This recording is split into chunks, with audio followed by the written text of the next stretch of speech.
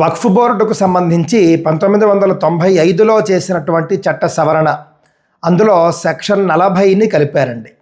ఆ సెక్షన్ 40 ప్రకారం వక్ఫ్ బోర్డు భారతదేశంలో ఏ భూమినైనా కూడా తన ఆస్తిగా ప్రకటించే హక్కును కలిగి ఉంటుంది.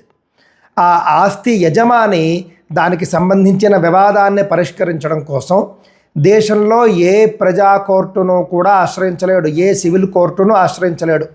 న్యాయం కోసం వక్ఫ్ ట్రిబ్యునల్నే ఆశ్రయించాలి.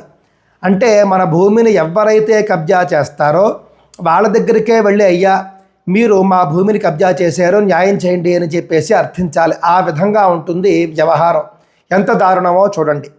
తాజాగా చేసినటువంటి వక్ఫ్ సవరణ బిల్లు 2025 ఉమిద్ అనే పేరుతో చట్టం చేశారు, చూసారా? దాంట్లో ఈ సెక్షన్ 40ని కొట్టివేసి చాలా ఉపకారం చేశారు. తద్వారా ఇక మీదట వక్ఫ్ బోర్డు ఏ భూమినంటే ఆ భూమిని మాది అని ప్రకటించలేదు.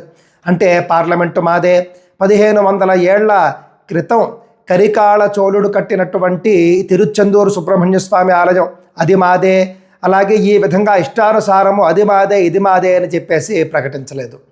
పూర్తి వివరాలతో చేసినటువంటి వీడియో మన ఛానల్లో ఉంది, తప్పక చూడండి.